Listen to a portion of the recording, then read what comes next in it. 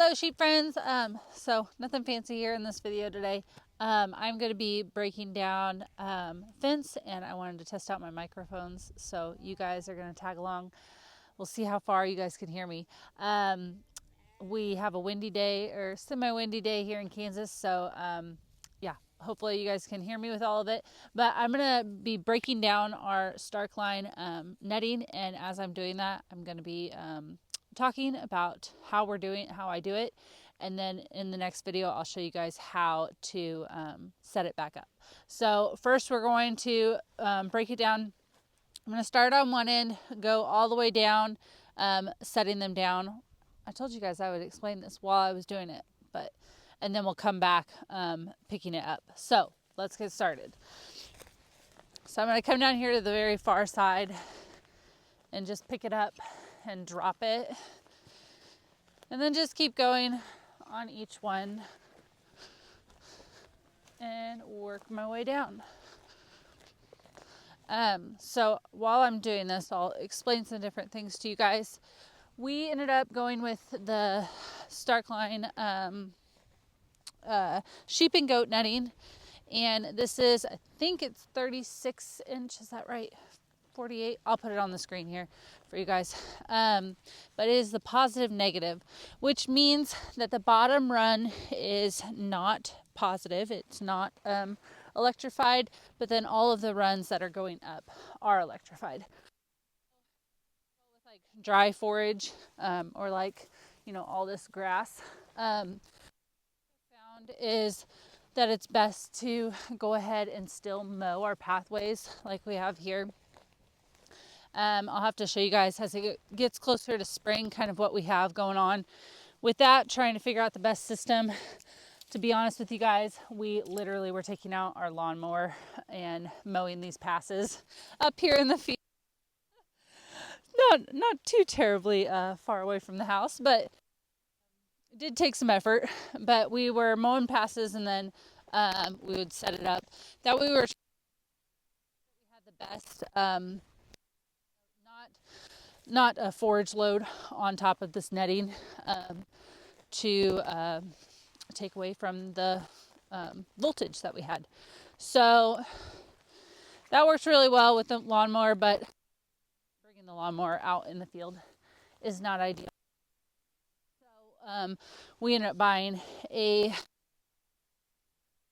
off the side of the tractor, and we'll be able to go under all of our high tensile electric. Since we are sheep, we have at least 3 wires everywhere, and that high tensile is closer to the ground than obviously 2-strand high tensile for cattle. And so we've been trying to navigate, after you have so many acres, you have to figure out how to manage that to stays hot.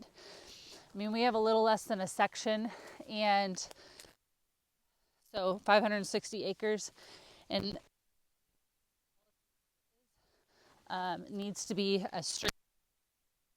We found that hopefully we'll be able to get away with the passes or mowing all the main fences with that mower.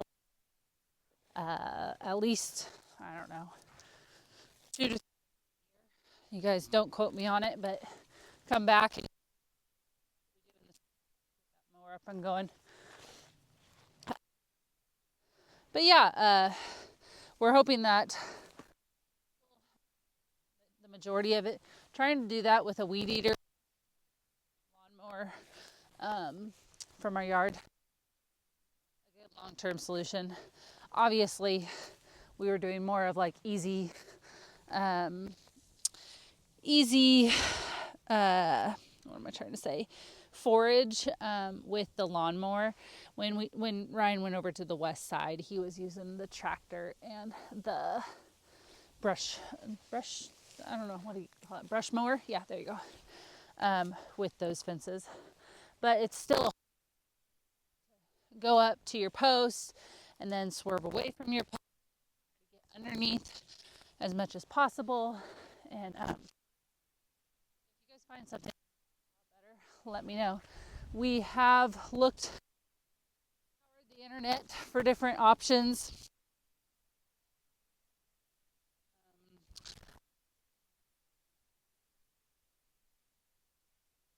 Like a whip thing that kind of,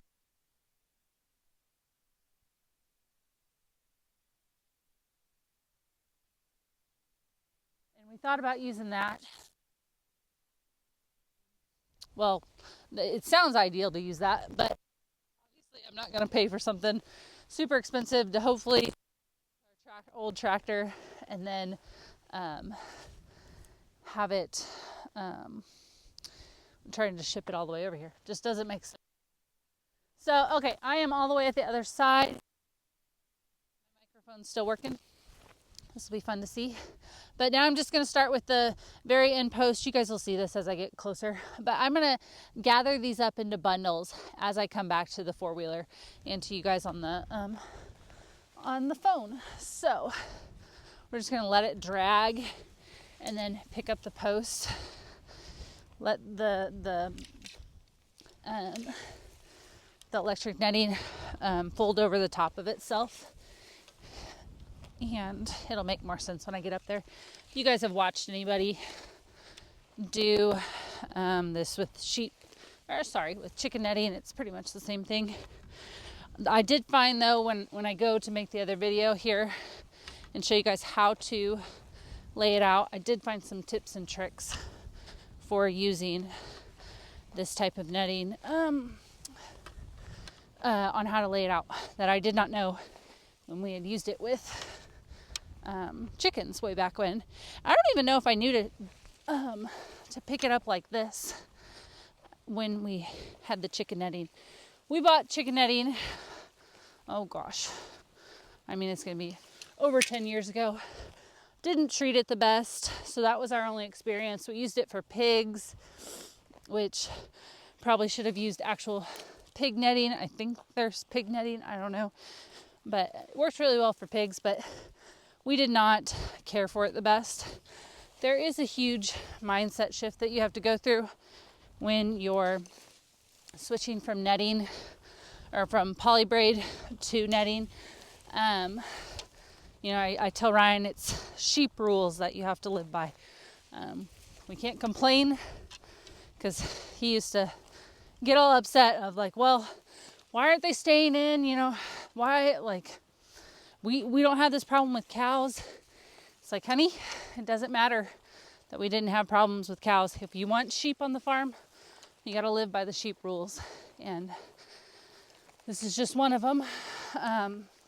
When we use netting, that you have the netting rules, or the rules with sheep with netting. So, oh my goodness, after a little bit, this gets kind of tiring. Hopefully I'm not huffing and puffing too much for you guys.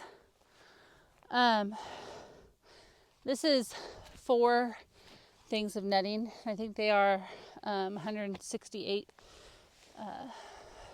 feet long. I'll put it on the screen here to make sure. And we went with a double spiked for ours because of our pastures. I did not like the idea of going with a single spike. I didn't feel like it would go in. We had drought, or very, very dry conditions, not drought, dry conditions here at the end of the summer, or was it midsummer? I don't know. Whenever we bought this netting, and we had to literally drill holes into the ground to put these spikes in. Now, if I would have had a single spike, I just don't feel like those work. I like the idea of double spiked, and I like them so far. These posts are fiberglass, so they're not going to be like some of the other ones, the other type nettings. Theirs are a lot more flimsier. That's another reason why we went with Starklines, because these fiberglass posts, I'm making a mess. They're very easy to hook together. Wow. But like I said, there's 4 here. I feel like it's good for you guys to see how long it takes me to do 4 and break them down. Woo, it's a little bit of a workout when you're not used to it. We're using our netting in the spring, and then mid summer we got away with just 3 strands of poly braid, and now we are back on warm season grasses, dry, dead, and we're trying to push the girls a little bit to eat it down instead of just top grazing everything. So they decided they want to try to push it. I think more the lambs decided they wanted to push it. Okay, so you guys can see me better here, but I have this whole pile. My what is this, my right hand, goodness, backhand holds the other end, like the beginning piece that I started with, and then I just gather it up like this, hold it in my hand. It works really well if I'm on one side and then Ryan's on the other side and we pick it up together. That's ideal, but obviously he's not here. Sorry about the huffing and puffing. Okay, so we just have a few more left, so I'm just picking it up and then letting this drag over, and then I'll show you guys what I do for gathering them up. And I think I said this, but this is one of the things that I learned that I didn't know doing some research and watching these videos, how people bundle these up. Hello, friends. So let me show you really quick. Soft landing here. It works really well that we have this trailer. Very thankful for it. Okay, so here I have my netting. I just kind of draped it over. What I'm gonna do though is make it a little bit better. I wouldn't need to do this, or I wouldn't normally do this since I'm gonna go set it back up, but for purposes of this video, I'll show you guys at least this one, what I would do if I was really gonna go store it or something. So I'm gonna take the very ends, try to get it as much as I can together, and then I'm gonna tightly roll it as tight as I can get, and just roll it on top of itself all the way over here.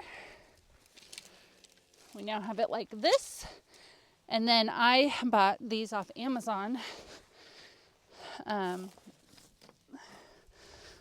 little clip things, and I clip them together and tighten it down. That way it kind of holds and it's easier to move. So clip it on one side, go to the other side, and I'll clip it, and then I can hold it like this, or move it, I guess is the better term. So then I will put them on the 4-wheeler like that. If we're doing a full load of like taking like a whole bunch of netting out, I will just stack this thing with netting. I have found that it's best to flip-flop the spikes on either side so then they don't get wrapped up. But for live video sake, we'll see how this works. Try to take you guys along. Why not? Okay, bumpy, sorry. I don't mean for it to be. Like I said, you guys get the live video of how this works and how long this takes. Okay, we'll take you guys really easy on this 4-wheeler ride. Oh my gosh, that is dangerous. Okay, never mind. I'll hold you.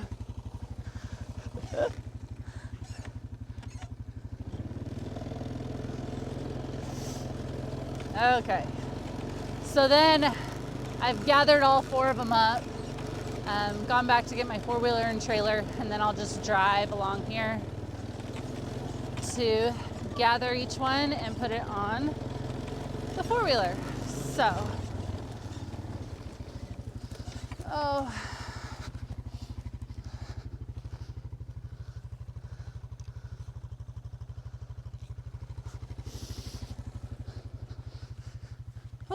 again, we'll do this.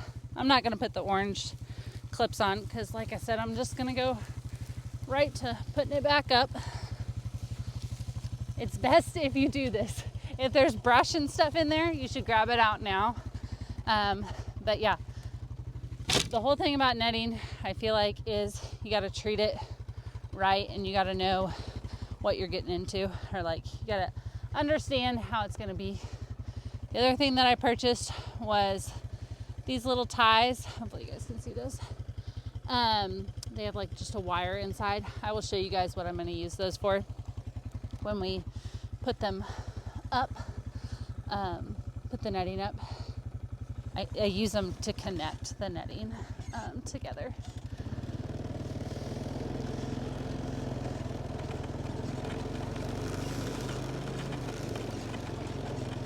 This is fun. You guys get a nice little ride. I wish you could see my shadow right now. Holding a tripod and driving a four-wheeler with one hand. It's great. It's great. Okay. Next one. I didn't mention this, but Starkline, if you're watching this video, or any netting company, it would be very convenient for them to make shorter ones than, what is it? I think these are 164 feet. If they made like a 30 footer or something, 40 foot, that would be amazing, because we obviously didn't set up this stuff. Ooh, this one unfolded. Oh well. Should have put the stuff on it. We obviously didn't design this pasture for netting. We just designed it, you know, as pasture. And so like normally we would use poly braid for the cows up here. And like I said, we've used poly braid for the sheep, but we didn't design it to be whatever 164 feet times 4 exactly. So we do come up a little short on some sides. Actually, where I'm going to go put the fence up at next, it's actually a little longer. So that works out better, because then I can just go along my other fence and go north or south and just kind of use it along with the high tensile. But yeah, if that makes sense. See, like here, I have some twigs in there. I'm gonna get those out, because if I left them in, it would be a pain when I go to put the netting out.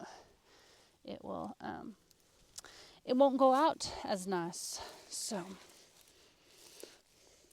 you know, like all netting, things do break, unfortunately, but it's all about the care that you give to the netting. Making sure that you take care of it, you roll it up nice, you store it in a good place. Gosh, that chicken netting that I told you guys about, I think we like threw it outside and like did not care about it at all. These sheep, what are they doing? Trying to figure out if they're trying to break out or what. Little stink butts. I think they're just watching me, walking along the fence line. So that is how long it takes me to break down for nets, electric netting. Yeah, it's really not that bad. Like I said, it goes a lot better with another person. So Ryan and I could have been doing them at the same time, so it probably would have cut down half the time. But it walks you guys through how I do it, and then what it looks like. So let's go ahead and go set up netting. That will be another video, but I'll show you guys, walk you through how I set it up. And yeah, thanks for watching. And we do have a discount code for you guys for Starkline. If you guys want to check it out in the description box below, you guys can get a discount, and then it helps support the channel. So appreciate you guys, and we'll see you in the next video. Bye guys.